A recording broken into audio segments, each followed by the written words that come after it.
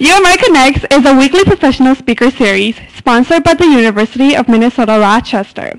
UMR offers undergrad degrees in health science and health professions. If you have any questions about our health science program, please feel free to ask. A reminder, if you haven't done so already, please sign in to get your name into our door prize drawing in the back. The winner will receive a $20 gift card to the M-Gear store at the end of the night. Tonight, we are continuing with our ethics, morality, and impactful dilemmas theme with Dr. Brian Mundy. Next week, we will be moving into December with our new theme, Crisis, Scandals, and Investigations. We will welcome Dr. Joseph Amato, who will discuss 2 crimes he wrote about that took place in southwest Minnesota. Before I introduce Dr. Brian Mundy, I want to mention that on December 8th, we will have a representative from the Women's Shelter to come in and talk about domestic violence. We are doing a drive to collect items to help them, such as toothpaste, towels, and gift cards. Lists of items that might be of help to them are in the back, and your donations are greatly appreciated. So continuing on, I am pleased to introduce Dr. Brian Mundy, one of our very own professors at UMR. Brian Mundy earned his PhD in philosophy from the University of Miami in 2011 and joined the faculty of the Center for Learning Innovations in 2012. At UMR, he teaches Intro to Philosophy, Intro to Ethics, and History and Philosophy of Science. Please welcome Brian Mundy. Okay, is this going? I said I could use my teacher voice, but they said that the microphone would be better. So, is it's going? Yeah, you can hear me. Okay. My wife studied art history, and she always says art history is history with flashcards. So here's a flashcard. This is the anatomy lesson of Dr. Nicholas Tulp by Rembrandt in 1632. We will get to him, but that's about 1,600 years ahead of where we want to start. So they already covered this. But this was actually a requested topic, so this isn't totally in my alley, but it is in the fact that I do history of science. So I'll try to tie some of this stuff about history of medicine into the general history of science. And I do study and teach ethics, which we will also talk about. So they already covered this, so I didn't really need this slide, but there it is. So what's the plan for today? I'm just going to interject you here. Do you do some of this lecturing with our students prior to their cadaver experience? No, I haven't. So I don't. We can get to that. So our students do actually go into a cadaver lab for their biology and anatomy and physiology courses. I don't teach those courses, but so it's possible that we could do that in the future. I hadn't put this presentation together before, so. So I want to look at the history of the use of cadavers and what it's meant for medical and scientific progress. So that starts all the way back in the ancient period, so we'll start there. So we got a lot of history to cover, but there's about 1,000 years where nothing happens, so we should be okay. Then we'll pick up in the sort of colorful period of 1750 to 1900. A lot happens then.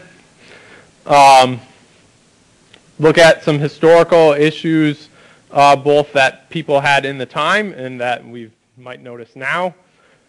And then kind of fast forward into what's going on now.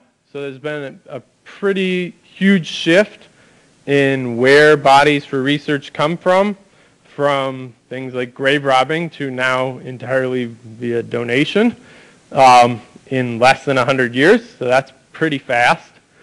So we'll look at how that happened, and then look at some contemporary moral issues related to donation of your body or donation of your organs, different ways of looking at that from different cultures. Okay. So as a philosopher, I always have to start with Plato or Aristotle. I can't help myself. But Aristotle, so back in the ancient period, philosophers were just anybody interested in finding things out about the world. Aristotle was interested in just about everything, including animal anatomy. So he, along with other Greeks, dissected animals, but no humans. That was both illegal and viewed as extremely taboo. So the first sort of known human dissections, at least in the West, were done by Herophilus and his assistant. Let's see if I can get this one. Erasistratus. That's about as good as it's going to get. My Latin's not the best. That was the 3rd century BCE in Alexandria. So Alexandria at the time was sort of the center of intellectual culture. They had the biggest library in the world. Unfortunately, none of his original works survive. The entire library burned in around 390 CE, so not much left of it. But given that sort of intellectual culture, there was an interest in actually finding more out about human anatomy, which involved, for sure, dissection of criminals' bodies. There's some suspicion that some of those dissections were done while they were still alive. So obviously morally controversial if that's the case. We don't really know. But so that sort of suspicion dogs the history of this research kind of all through the ages, that these, terrible doctors are cutting people up alive. Whether they really were, at least in this case, we don't know. But he was able to discover a lot of interesting things that was sort of passed down through other work. So we don't have his work, but these things are attributed to him. Things like distinguishing the cardiovascular systems, or sort of seeing that, okay, there's seem to be like veins and arteries here. We don't really know what they do that well, but there seem to be two different things. And the nervous system is apparently different from that. Seems to have been able to tell the sort of like two sides of the nervous system, and also to recognize that, oh, the brain is where thought occurs. So Aristotle, for instance, thought like the brain was just like a thing that released heat. So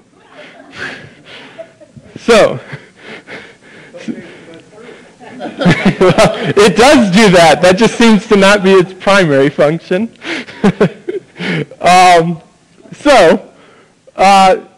But again, right, these things weren't known unless you actually open up some anatomy and try to figure out what's going on in there.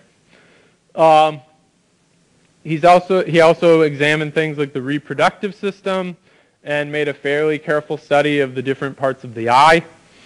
So quite a lot was done, especially given that first on the scene. Given the sort of concerns about live dissection and so on, it didn't last long. So there's only about 40 years where they made this sort of research legal, and then that stopped, in part because of those concerns, and in part because other trends in medicine didn't think anatomy was very important. So if you don't think anatomy is very important, right, don't bother opening up bodies. That's not where it's at. Where it is at, what they thought was essentially a four humors sort of theory, which is also what our next sort of step forward in anatomy anatomist thought, Galen. But Galen was trying to combine a bunch of different schools that came before him. So he thought, well, the four humors view is basically right, and I'm going to talk about that in just a second. But also we need to look. Oh, current era. So BC, so CE just corresponds to AD. Historians now have mostly switched over to, like, they'll say when what we might have used to call BC, they'll call BCE, which just means before Common Era, and then they'll call what we used to call AD CE, which is just the Common Era, the one we're in. So that's just an adoption. Anywhere you see that, CE just means AD. Yeah. So, does that help you out? The reason for those changes are sort of various and probably not. How long have they had that thing? Well, I couldn't say for sure since I was an undergraduate. Hey, first time I've seen it. Yeah, not super long. I mean, I wouldn't say more than 30 years, but yeah. They never used it to run references, at least I didn't. Yeah, so it's just sort of like the new, I don't know, lingo. At least it doesn't involve any Latin, so that's nice. CE just means Common Era. So human dissection was illegal in Rome. So Galen dissected what he thought were probably the closest things to us, pigs and monkeys. In that, he was probably right. For instance, if you need a heart valve replaced, you could get a pig valve, right? So not super far off. And he was able to make interesting discoveries doing that. He also had a fair view of human anatomy just through treating wounds of gladiators. So you see a lot of muscle. You see a lot of arteries. He apparently had an extremely good record of saving gladiators compared to his predecessor. So, but so kind of combining his treatment along with his research on animals, he was able to advance some of the work of earlier anatomists. One interesting thing he showed was that the voice comes from the larynx, and he's also said to have used like a bellows in order to inflate and deflate lungs and see how that works. So I said there's about a 1,000-year gap in here. We're just about to get to it. So he did make some mistakes, which we'll see later, given that he was using animals that aren't humans, and we're not quite the same. But Galen wrote so much that some people felt like, well, there's nothing left to do. Galen's medicine's over. We just do what Galen did. And Galen was a proponent of the dominant theory of medicine through much of Western history, which is the four humors theory, which roughly says that to achieve health, you need to get these four humors into a balance. What were the four humors? Blood, black bile, yellow bile, and phlegm. Now, getting them in balance was extremely difficult because the thought was that everybody's four humors must be in a different balance than everyone else's. So this was supposed to also explain things like whether you were an angry person or a depressed person. That's because you have too much of one or the other humor. This also resulted in things like bloodletting. So you have too much of the blood humor. We got to get some out of you. But yeah, it was also thought like for an individual, over the course of your life, the balance of your humors should be changing throughout your life. So, as you can imagine, such a view doesn't lend itself that well to kind of a regimented scientific approach to medicine if we think every single person's health is achieved in a completely unique way and changes throughout their entire life. It's going to be hard to come to generalized conclusions about particular illnesses. So, he was extremely prolific. Like I said, people thought like there's nothing left to do. There's also an interesting sort of parallel with his work and other work in science, when they started to actually look at things themselves, when they found discrepancies between what Galen said and what they were seeing in actual cadavers, they thought, oh, he must have meant that, right? Or like, we can change we must be getting the observations wrong, right? The theory is right, and so we've just not observed properly. Some went so far as to suggest that, well, he had it right for then, and human anatomy has just changed since then. So similar things happen, say, with Ptolemy's astronomy. So Ptolemy gave sort of the most systematic presentation of a view that puts the Earth at the center of the universe, and was able to give extremely accurate descriptions of how you'll see stars and so on move in the sky. But when they got better telescopes and so on, and started to suggest a Copernican view that moved us out of the middle, a lot of responses were, oh, well, we just need to dress up the Ptolemaic theory to make this fit. Or, in fact, one response to telescopes was, those aren't good observations. The telescope is actually creating an artifact that's not really what's going on out there.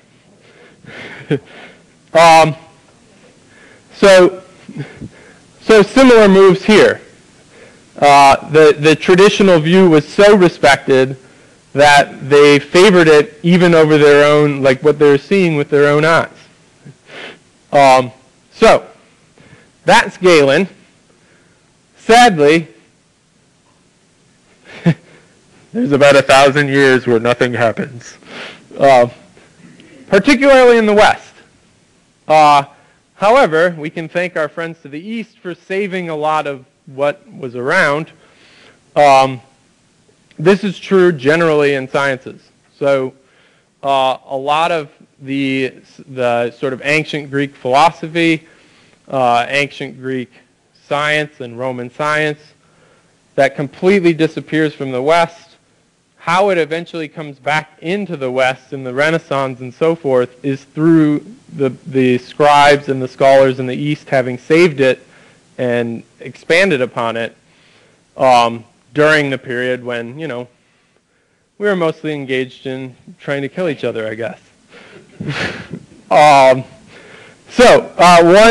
interesting example here, this was actually just discovered in around I'd say just around the 1930s. So Ibn al-Nafis was a Muslim Arab scholar. He appears to have correctly described how the circulatory system works. We'll see this is about 400 years before anyone in the West seems to have gotten it right. And he was aware of Galen's work. So he writes in direct response to that and says Galen has it wrong. So Galen thought, among other things, that there were pores between the two sides of the heart, and that's how the blood passed between them. And he shows that, well, no, that's not the case. That's not how it works, and there are not two distinct systems. There is, in fact, just one. So he was able to do all that. Now, we don't know exactly how he did it, but the precision of what he wrote seems that he had to be doing dissections of some kind. And a lot of scholars have thought it seems like he almost had to have done human dissections, that he couldn't have just got this from animal dissections and his regular surgical practice. But we don't know. Maybe he got the bodies from the cemetery. Well, we're about to get to that.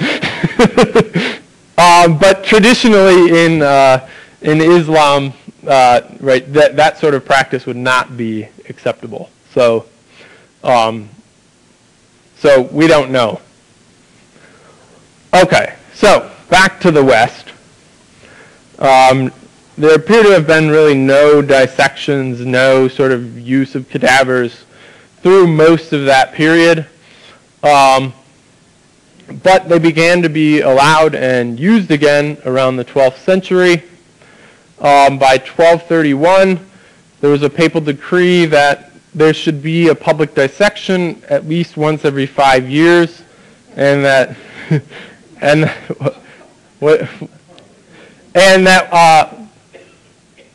that those who study medicine ought to be there to observe it. So they thought, okay, so getting back into the idea that a true knowledge of medicine requires that you actually see what it looks like and not just page through Galen's drawings. So 1315, now this one's also going to be rough because I am not a good speaker of other languages, but Mondino de Luisi performed a public dissection. He was sort of a big anatomist of the time.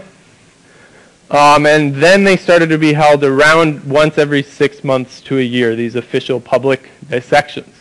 Now, interestingly, there was no intent to find out anything new from these. They were supposed to be sort of purely just to clarify, to see for yourself what Galen already showed us.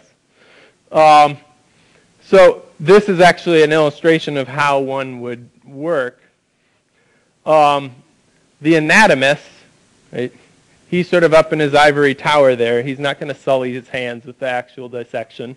He would read from the anatomical text. Then you've got, let's see, I guess I got a pointer here. So yeah, let's see, I think he's right here. He's the ostensor. So ostens.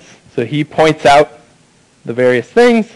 And then the lowly barber surgeon actually does the cutting. So, and then you've got these other folks around. They're just watching. So, but at the time, right, just this was meant as sort of, it's educational, but it's not research, right? We're not trying to find out new things. Galen already figured it all out. We're just like, learning it by rote. So, then we hit the Renaissance, and not only doctors, but artists get in on the act.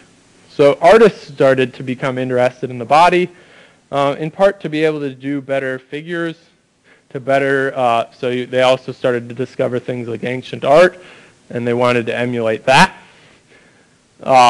This is a particularly gruesome one, but you see lots of these artistic anatomical drawings. Artists were more concerned with things like skin, musculature, skeletons, not so much the nitty-gritty of what makes us tick. But so they get in on the act, including big names like Da Vinci, Michelangelo. And we start to finally see some progress in medicine, in part on the basis of these dissections. So the sort of next great anatomist, Vesalius, actually decides that, well, maybe Galen didn't have everything right. Maybe we should check on that, and starts trying to discover this stuff for himself, and discovers some of those errors we talked about. Some of them were just errors Galen made because human anatomy isn't exactly identical to the pigs and monkeys that he studied. This also started to become like sort of public theater and fun. So this is an example of a large anatomical theater. Right? You can see here's the dissection in the middle, and there's just all these people around. Not all those are students. They actually sold tickets to these things. Right? There's no TV, no movies. Like, how are you going to entertain yourself? So part of it was purely spectacle. But there also, right, with the scientific age, there starts to be the idea that, well, if it's scientific knowledge, it can be publicly demonstrated. So that's the case for other sciences too, things like chemistry. What country was from? He's Italian. Yep, so most of these ones are all Italian, I think. The ones that I have, or up till here. Besides the public ones, there are also private doctors who hosted dissections for students, so some for education. Occasionally this apparently also happened where the private people would sell tickets to see this. One way that the private doctors would get bodies for this is that they would offer to pay funeral and burial costs for the family. So the students would be asked to contribute to that. The public ones were pretty much all executed criminals. So in part, dissection was added as a further punishment for really heinous crimes. So fate worse than death, death and dissection. Let's move our way towards America. How do we do that? England. So England ran quite a bit behind Italy. Dissections were still illegal generally until the 1600s. But in England is where we get, in the West at least, the first sort of correct description of how the circulatory system works from William Harvey. Among others, he's said to have used his father and sister after they passed for study. So like I said, the Arab and Muslim work was not known, so this was viewed as a major discovery. And really, that was only corrected, less than 100 years ago. But in general, for physicians, for those who actually practiced medicine, it was thought that, well, you don't really need dissection, because really you're just trying to get those humors in a line, and you don't really need to know what's going on in there. Right? Just get those humors evened out. But it was thought, well, if you're going to be a surgeon, you need this. So at that time, there was more of a distinction between sort of researchers, physicians, and then surgeons who cut people open. And in fact, there were two groups of them in England, the Royal College of Surgeons and then the less reputable company of barber surgeons. The barber surgeons, right, so the barber pole is said to, anyway, to indicate, right, the red indicates the cutting, right, so you can go there for bloodletting, and the white indicates the bandages. In the U.S., ours had blue, because we have blue in our flag, but the traditional one was like this. So you could get your shave, right? You could also get bloodlet, if you needed that. Or you could maybe get a surgery done. But between them at this period, the government only allowed 10 dissections total. So there was competition between the two groups for those cadavers. And the thought was, well, you're going to actually be cutting people open, so you should practice first on cadavers. Okay, so now we've got a proliferation of all these different people interested in studying anatomy, but still the only way to get a body is through an execution. Not enough executions to meet demand. So you actually get a shortage. Who steps in to meet the demand but our good friends, the body snatchers? And this happened across Europe, England, and in the U.S. So anatomists pretty much knew where these bodies were coming from, but they kind of looked the other way and pretended not to know. They said things like, well, I'm really just paying for the delivery service. I don't know where they come from on the front end. But no embalming. So bodies decay quickly. So anatomists generally didn't want bodies more than 4 days old, but definitely not more than 10. This also led to most anatomy courses being offered in the winter, where at least that decay would be slower and the smell wouldn't be as bad. So, so these guys got really good at this. I mean, I guess, you know, criminals get good at their craft. They wouldn't dig up the whole grave. They would sort of scope out the graves ahead for the fresh ones. Then they would go in at night. They would only dig up the head of the grave. They would just pry off that end and then pull the body out, like usually using some kind of hook from the end. Then they would leave, so they could do that in about an hour. So like I said, the anatomists didn't really want to know where this was coming from. So they had a different word for these guys. They didn't call them body snatchers or grave robbers. They called them resurrectionists. Nice little euphemism. So they could do this in an hour. Interestingly, they would leave behind personal effects like clothes, any jewelry, because that would be theft. Bodies were not regarded as property, so they thought, well, I'm not really stealing anything that belongs to anyone. As you can imagine, families in the public felt otherwise. But the laws weren't very clear, so, you know, they were trying to skirt those laws as best as they could. Not all body snatchers waited for people to die.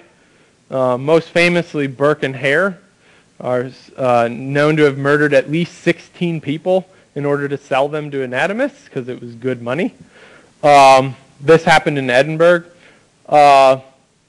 So how they would do this is they would get their victims drunk, and then they would smother them.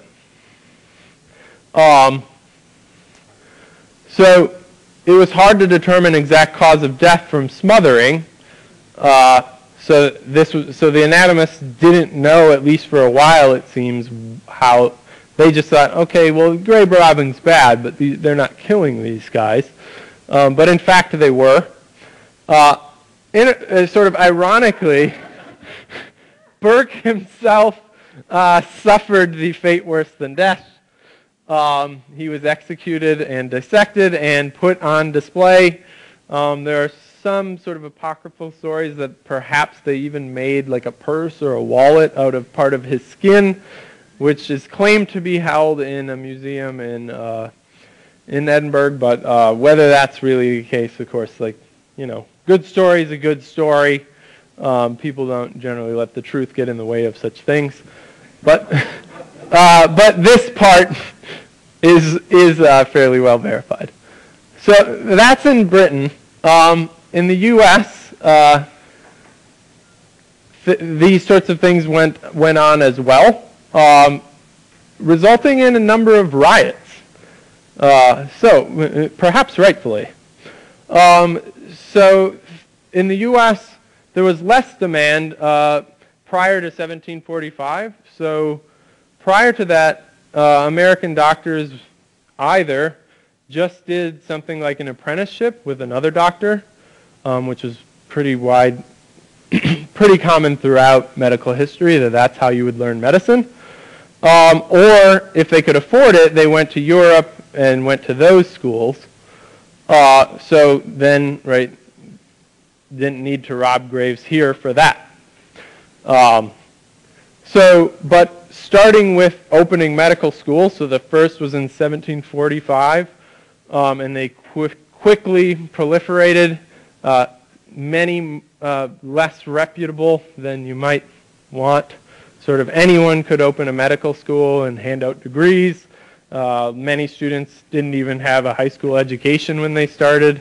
You could get a degree basically from attending lectures and paying your fees, because that's how they made money. And in large part, good medical schools were judged by how much money they made, not how good the doctors they produced were. But most states in the U.S., in most states, dissection was in fact illegal. But that didn't stop the anatomists from doing it, and it didn't stop the body snatchers from stealing bodies. Probably the most famous such riot happened in New York in 1788. So you see this arm up here. So this is a bit of a macabre story, but this seems to be true. this part of the story. So again, lots of apocryphal stuff around this part, but they were doing a dissection at the New York hospital. They had, by this point, removed one of the arms. One of the anatomists was annoyed by children playing outside and held up the arm in the window and waved it around. Then there's a whole lot of various stories about what happened from there. But in any event, the kids seem to have told their parents what was going on, which was not looked upon happily. Eventually a riot was started, so they came back to the hospital, sacked the hospital, took 4 of the med students hostage, who were eventually taken over to the prison. So they took the medical students and professors and put them in the prison to protect them. But the rioters came back the next day to the prison with a bigger group, up to 5,000, and were demanding that these people be brought out. So ultimately the militia had to be called in, resulting in gunfire and bombardment, and at least 6 people died in these riots. It also did significant damage to New York Hospital. Much damage would have been done to Columbia, but hearing what had happened, a lot of the stuff at Columbia overnight, they had hidden their things because they expected, well, if they sacked that medical school, they're coming for us. And they would have, but they couldn't find the stuff to wreck. So, other colorful incidents in America. These kinds of riots continued. So in 1824, Yale medical students were attacked and almost lynched. Actually, a grave robbing figures in Adventures of Tom Sawyer around the same time. And another interesting story. So this also resulted in some new laws. The body of Congressman John Scott Harrison, who was the son of President William Henry Harrison, was found at an Ohio medical college, so that they knew that his grave had been robbed, and they found his body there. Given the prevalence of these sorts of riots, some medical schools resorted to things like building really confusing buildings. So if the rioters do come, they'll probably get lost. So, things are not going well. What to do? Well, here's one thing that families tried to take some measures. Some of those involve simple things like guarding graves overnight. Others involve just waiting long enough to bury the body to the point where it would not be wanted. You can imagine that wasn't very pleasant. More expensive options include things like iron coffins or what were called mort safes. So this is a picture of some mort safes in, I think this one's in Scotland. So a mort safe was literally like a way of basically stopping the robbers from being able to get to or making it extremely difficult to dig up the coffin. So this would extend down into the ground to where the coffin was to make it hard to dig up. So that's what individuals did, but that wasn't enough. So laws needed to be changed. So England, right, so we talked about death and dissection. Well, they adopted that too, but one way to increase the supply was just make more crimes punishable by death. Another way, perhaps not much better, was to allow unclaimed bodies to be taken to anatomy labs. So the state saw that the general practice of anatomy and teaching anatomy and the research being done was valuable. Obviously the grave robbing was bad. So what to do? Try to create a greater supply of legal bodies. So unfortunately, in doing this, they also, for instance, expanded or changed poverty laws to make sure that more people would end up in things like workhouses. And then they would go unclaimed. So This also happened in Europe. Now, in England, interestingly, when they passed the 1832 law, they, in essence, repealed the previous one. So criminals were no longer dissected. That didn't happen in other places until much later. In the U.S., punishments were added. Also, more crimes. So, kill two birds with one stone. Right? Well, we don't really want people dueling. We don't want arsons, so we'll make the punishments greater. Also, things like anatomy laws again. So, Massachusetts was first. Similar laws to those in England, and lots of other states followed after. Okay. So that's largely where things stood, really up until not that long ago, around the turn of the 20th century. And one thing to note, so getting into some moral issues here, one thing to note is all of these laws and these other methods of deterring this kind of stuff, like mort safes, didn't do a whole lot to help anybody who didn't already have means. So take things like guards and mort safes and iron coffins. Those are expensive. If you can't afford to claim the body of your relative in order to bury them, you certainly can't afford this stuff. Even things like guarding the body, that takes time. If you have to work all the time, you can't be spending your time doing that. That's money lost. So that meant that grave robbers didn't target rich people's graves in general. Right? Harrison's an exception. They generally targeted the graveyards of poor people. So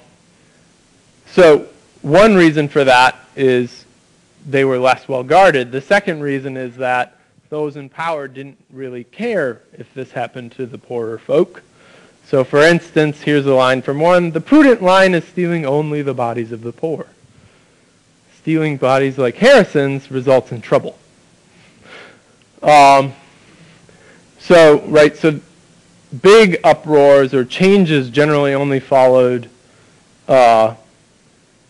harm to upper class people, and in the U.S., white people. Similarly for anatomy laws. So anatomy laws, again, didn't help you if you were poor. In fact, they might have made you more likely to end up being dissected if you died. So here's, for instance, a line from an editorial in the Washington Post. So why would those who've made war on society, criminals, or been a burden on society, poor people, be able to say what should be done with their remains? We should get some good out of them after they're dead. Not a very friendly line. Similarly, these laws would make exceptions for, say, unclaimed bodies of travelers to give families time to arrive. But they specifically said not those travelers who are referred to as tramps. So, again, poor travelers, no. So, in the U.S., this also took the form of mostly targeting African Americans. So in the North, here's some quotes from people of the time. So why are only black bodies dissected? Well, white people don't like being dug up. The black people don't either, but they don't have the power to resist. After one winter, one black cemetery was said to have looked like it had been subjected to aerial bombardment. So many of the graves were empty. And some northern doctors had bodies shipped from the south. So this one in particular admits to receiving 24 per semester, shipped in barrels. Sometimes they would use whiskey as a preservative. In the South, things were not much worse. So here's a line from a medical college saying, basically, we have lots of cadavers to dissect. Slaves' bodies were actually sold. If you're property, then your body is also property when you die. And in fact, one medical college actually bought their own slave in order to serve as their resurrectionist. So things, right, so if we want to look at, like, well, what are some moral issues going on here? Well, the people of the time, a lot of objections to dissection were religious, in part because the dominant view was to be resurrected, you need to have a whole body. So resurrection is an actual physical resurrection of the body, and so if you're dissected, you can't be resurrected. That view's been mostly that particular view of resurrection is not nearly as widely held now. Similar views in Judaism and Islam. So if you were here last week, they talked a little bit about some of this stuff, like burying the body whole. So there are also reasons that you didn't want to be dissected, because that became associated with being poor or being a criminal, being of the lower ranks of society. But if we want to look at, like, well, what's the real moral issue that was going on through this whole period of body snatching, it looks like it's this. None of those people consented to have their body used. And the people whose bodies were used were mostly people who had already suffered in society and who were exploited or subject to various forms of social coercion, such that they couldn't afford to claim the bodies of their relatives. So it's a dark time. So it's sort of interesting that we're still at this point, basically, at the turn of the 20th century. And now we have a system where pretty much, without exception in the U.S., all bodies are through consenting donation. All bodies used for anatomy. So from basically none, stealing graves or taking the bodies of people who couldn't afford to be buried, to 100% donated. So how do we get there in what seems like a pretty fast amount of time? Well, one thing was doctors started to publicly declare that they would donate their bodies. So they realized the importance of what they had learned through these kinds of studies. Nobody denied that there was value in the anatomical study, and that it was the best then, and many think still the best now, way of learning about the body. But nobody wanted to be dissected. So doctors started to pledge that upon their death, they would donate their bodies. So that went some way. Also, laws changed. So I say body shortages. That makes it sound bad. These body shortages resulted from basically changing those anatomy laws, so that so the UK eliminated workhouses around 1930. So workhouses were basically, if you were poor and you wanted public welfare, you had to go work for it. They generally did menial work, but the UK eliminated those. And then in the Great Depression, the U.S. Social Security system changed dramatically. One thing that was included was that, well, everyone should have a right to a decent burial.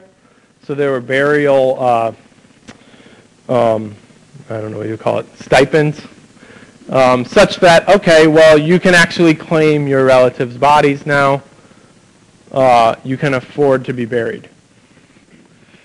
But this did result in essence, not having the number of bodies that anatomy labs would have liked. So what changed that? Well, a couple things. One, being buried got really expensive. So one writer wrote that, well, in the last 50 years, getting buried got 10,000% more expensive, while the living expenses have gone up by about 300%. That's a lot. Another author So this was a fairly important book. The American Way of Death highlighted this and offered donating your body to science as an alternative. So that won't cost you anything, and you'll be doing this good service for people. What ultimately seems to have tipped the scales was the development of organ transplant surgeries. So people started to become aware of the idea that, parts of my body could be useful to other people after I die. This led to the adoption of general laws for donation. So in the U.S. Kind of led the way on this, Uniform Anatomical Gift Act in 1968, which was quickly adopted by 48 out of 50 states, I think. Further clarified, and this made what was done to your body a right. So you had the right to donate your body even if your family didn't want you to. With people becoming more aware of donation, more people became aware of whole body donation. Also, there was a pretty big change in the treatment of cadavers in labs. So anatomy labs started to be more explicit about their appreciation of these gifts. So since around 1970 in the U.S., most labs will host a service at the end of the term for the donor. Depending on the school, that could be things like the family could be invited. Generally, the students will say something about what they've learned and the value of the experience. So it started to be viewed as this, right, rather than a crime, a punishment for a crime, rather this great gift you could give to what, you could leave behind for society in helping to train future doctors. So that's where we're at now. Figures aren't super clear, but around 15,000 bodies per year are used for the purposes of anatomy instruction. So this is whole bodies, not organ donations. The average age is actually 84. In part, that's because if possible, so organ donation comes first, right? If you can save a life, that's more important than training doctors, and that's generally, so the younger the organs, the more likely they can be donated. And like I said, nearly all bodies are from donations. I don't know the exact numbers, but most medical schools will say all of theirs are, at least in the U.S. and most of Europe, pretty much worldwide. So there's a lot of interesting uses outside of just medical education. So like I said, here at UMR, our students go over to Mayo's lab. They do some undergraduate anatomy there. But the biggest use is gross anatomy, which is usually done in the first year of medical school. It's like one of your first classes, your first introduction to medical school, and for most people, the first time they see a dead body. But there's some other interesting uses too, things like actual crash tests, right? So not a crash test dummy, but if you want to really know, so this is less common now, but well, how do you really know how to make the dummy, right? How much force will actually, say, fracture a skull? Well, you've got to find that out, however gruesome. Another one, more recent, is forensic science. So this has been featured, I think, on a few TV shows. But actually this as well. So the University of Tennessee was the first. I think there's 3 or 4 of these now. So they actually, they will put bodies out in various environments, like partially buried or in water, sitting out. And what they want to figure out is, well, how long, what will various bodies look like at various stages of decay to determine things like time of death, So not only do they do that sort of general research, but they actually also have like various detectives and so on can come in and train and see that stuff firsthand. So yeah, so that's sort of like maybe the less fun side of forensic science, but extremely important for making those discoveries. Another recent trend is a move to supplement the sort of traditional cadaver dissection with various new technologies. So things like computer models. So the National Library of Medicine did the Visible Human project where they actually plastinated the body, and then they have pictures of it basically every, well, they're getting better. I think the first one was every 3 millimeters, and now they've done every 1 millimeter. They've actually made some anatomical discoveries this way. So this is an example picture. There's also a move towards perhaps synthetic cadavers. So actually, I guess this was just on one of those shows like Shark Tank or something. They were trying to get money. So some medical schools tried to move away from the traditional cadaver lab, but in fact they've mostly gone back to it. And there's some interesting reasons for that. So one is, far from sort of being this like dehumanizing experience of the body, they're finding that it actually promotes empathy in future doctors and professionalism, right? Because there's a real respect paid to this body, and that, well, no, this was a person. Some groups will like name the cadaver, right? Then they really think about it as like something to be respected. So a lot of teachers of anatomy have been focusing on using this in the first year to start building students' empathy.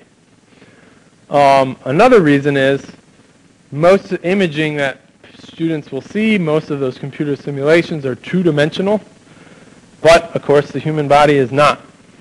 So they're finding that, well, the best way for students to be able to incorporate that imaging that they're going to get when they're practitioners into basically being able to translate that into, well, what's really going on in the body, is to actually see that anatomy in 3D. And the last is that it seems to promote the same sorts of habits that practitioners need. So things like, okay, you make an observation, you interpret that observation, and you form a future action plan. Well, that's what you have to do as a doctor, and that's what you have to do in a cadaver lab. So start that early. Okay, so I just got a couple minutes left, and that's okay, because this is the sort of leave it open to you part. But one moral issue that we've been bumping up against here is, well, who gets to decide on this stuff?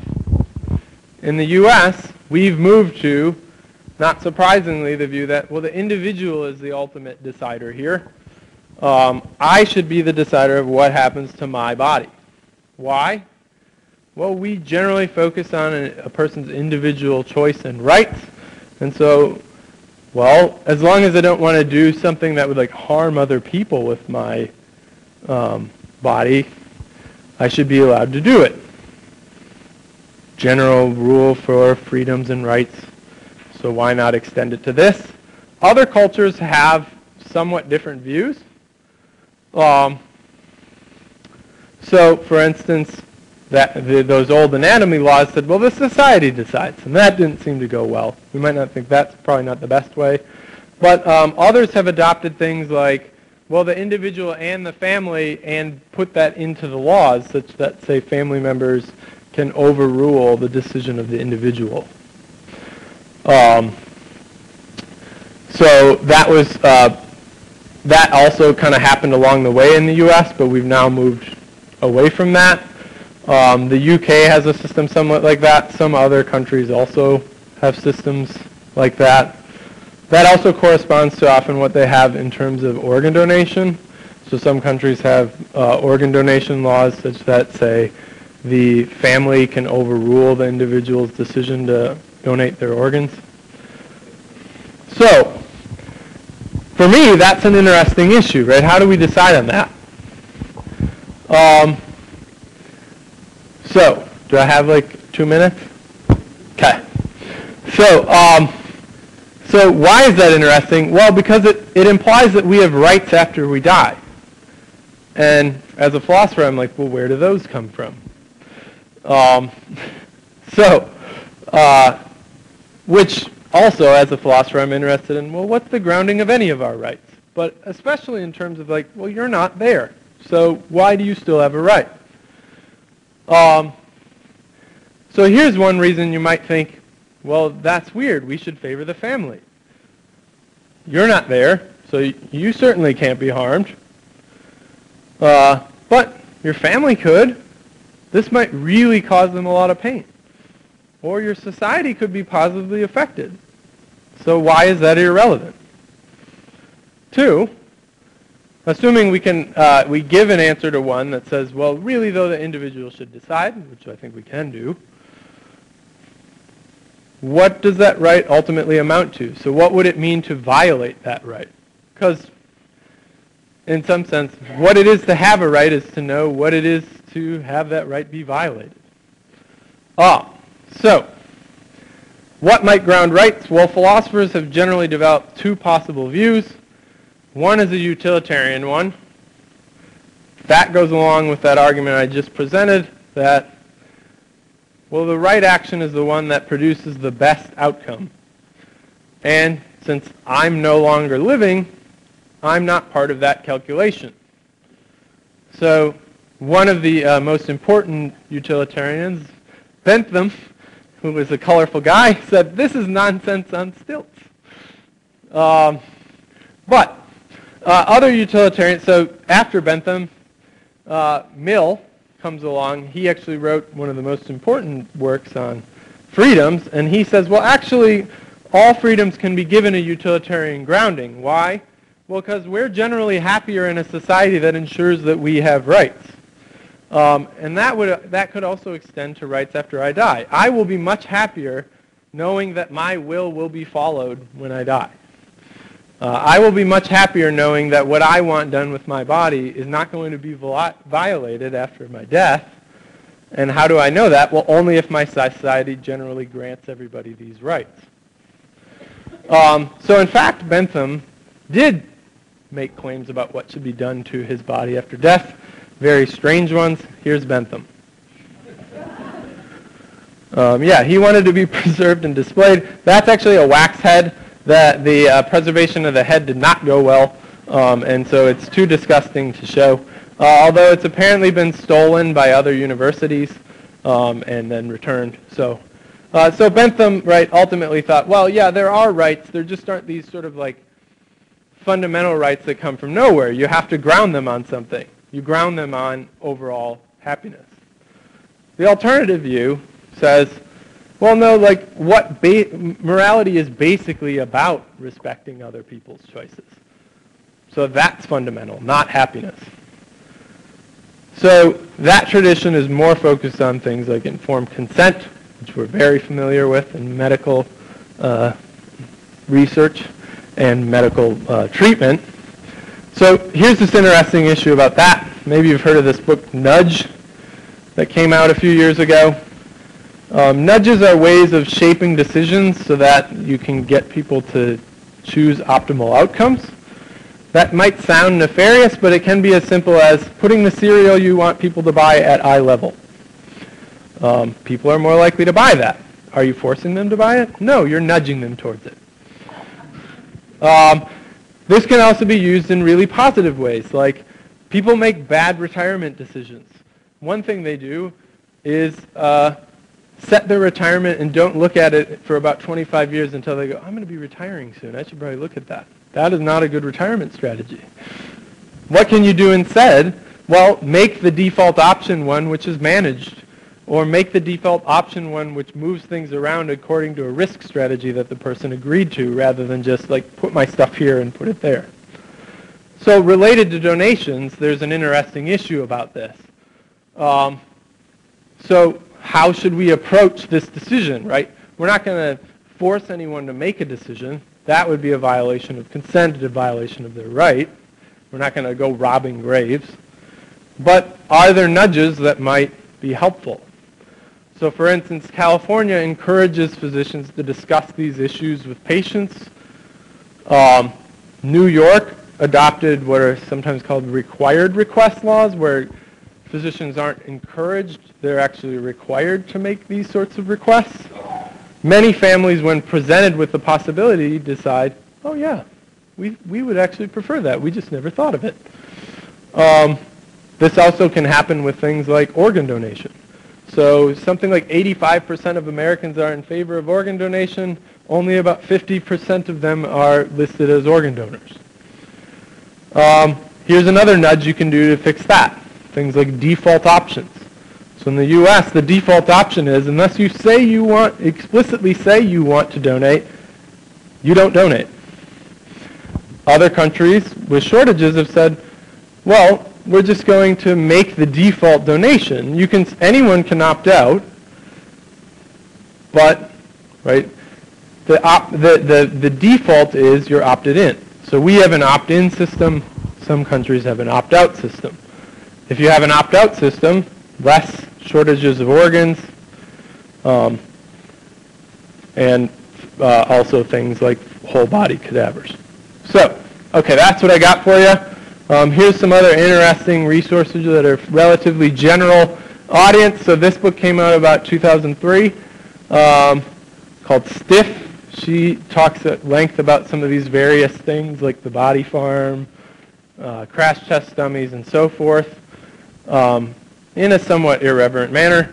This is a podcast, so if you're into podcasts like me, this one's a pretty interesting one on the history of medicine. Also, so it's clean, it's relatively comical and not super, I guess I wouldn't say it's particularly scholarly, but it's a woman who's a doctor and her husband who so she's the straight man and he's the, I don't know, funny man.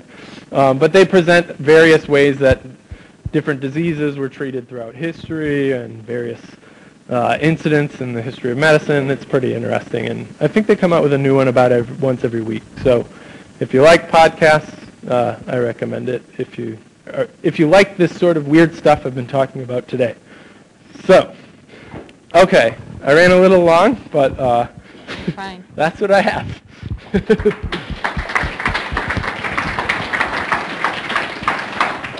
Are there any questions?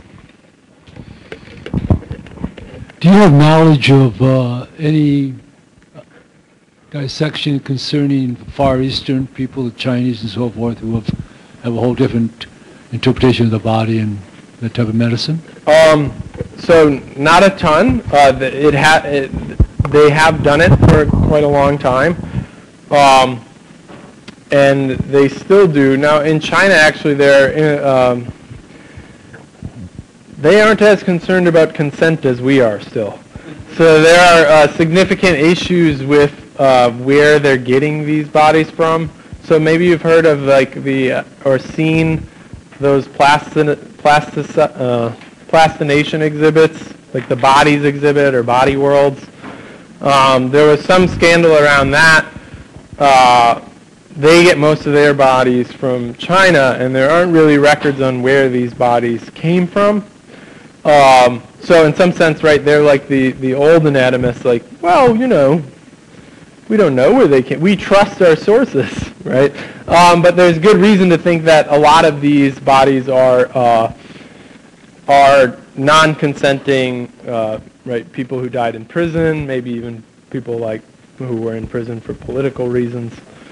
So that's still an issue now. But yes, that they were doing it in the past. Like I said, I don't know as much. I kind of, but yeah. They, of course, had a different sort of medical system, but... I thought you might tell one of the stories about one of the most famous grave robberies locally, Oh, well, I wouldn't know it. I haven't lived here long enough, so fill us in. Well, I actually happened about 80 miles west of here at the largest mass execution ever held in the United States, when a little Will Mayo was able to obtain a Native American and used it for his anatomy for years. And it was about 20 years ago that Mayo found some skeletons and returned them back to the Native Americans. And it was kind of a dark era, but I think there were 32 hanged, and I think at the end of the night there were none left in the grave. Okay, so they were all obtained yeah. by doctors So from the region. I'm really glad you filled that in, because I was like, oh, it'd be great to fill in the Rochester part, and I, didn't get there. So, I also figured somebody there will know more than I could probably find out. So what? Yeah, that'd be great. Another Rochester bit. Where is the local anatomy lab now? Is it still at Stabile? Say that again? Is it still at the Stabile building? 8th floor? Yeah. Okay. Anyone else? Maybe right there. I remember in a museum that cavemen were doing surgery, that they were careful, and it was successful because of the kids were healing after the operation. Yeah, so surgeries have been attempted for, almost as far back as there were people. Things go wrong, and what are you going to do? So things were tried. In general, in the history of medicine, patients would avoid surgery at nearly all costs because you barely ever survived it, right? So it was like, well, if I'm pretty much determined to die otherwise, then I'll go for that. And also, not only would you not survive, but it's extremely painful because we didn't have things like anesthetics. So, yeah, I mean, that's also relatively recent. You might die from the surgery. You also had a high likelihood of dying from infections. So that a lot of those changes were instituted during the 1800s. Are you aware of standardized laws that would prevent an anatomy lab from accepting a body? For instance, if they had like the plague or some other infectious disease. I just didn't know if there were standards. Oh, like now? Mm-hmm. Yeah. So yeah, generally, so they don't seem to be that concerned with, say, being diseased, right? I mean, the person died from something. But yeah, if it were, so AIDS, for instance, has generally been that would be a disqualifying condition. And yeah, I mean, if you had other highly communicable diseases, that would not be, desirable. But for instance, like that visible human, they did a man and a woman. The woman that they did died of leukemia, so that's all in the slides, and they weren't that worried about that. You mentioned throughout your talk at various times, like there'd be a papal limit to how many dissections there could be, and then in the UK, 10 a year. And I guess, and I'm not a philosopher, you are, and I'm wondering what the logic behind that is. I mean, is it like one drink is okay, but 5 is too much? Or I mean, if a thing's wrong, does the number make it right? What's the logic? So I don't think that they thought that it was in principle wrong, but maybe not necessary beyond that. I mean, I can't for certain get inside a pope's head. Popes made all sorts of strange decrees and then changed them. And during that period in particular, popes had a lot of political power in addition to their religious power. So, but yeah, I mean, I suppose it was viewed as, not pretty, but necessary. So for the common good, But that would be reasons to say limit it to, well, we're only going to do this to people convicted of murder because we don't want to, do this to somebody else. And so given that they've already given up certain rights, they've also given up their right to control over their what happens to their body. But yeah, I don't know what, I mean, right, like 10. Well, is 11 okay? Right.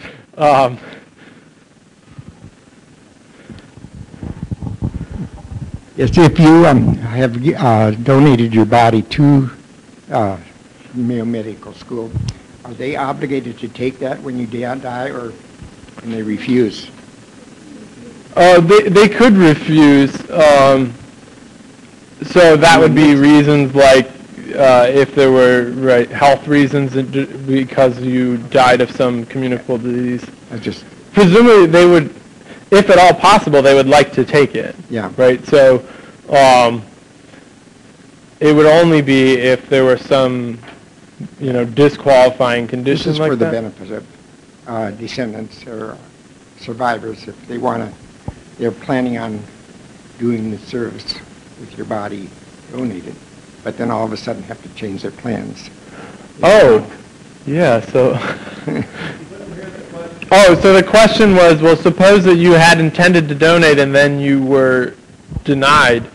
That could be a sudden change in your family's plans if they were then needed to bury you in another means. Yes, I'm not sure what would be done there, given that these services have become common for donations. I would think they would probably try to make some kind of accommodation, but yeah, I don't know the complete practical ins and outs of that. In general, all,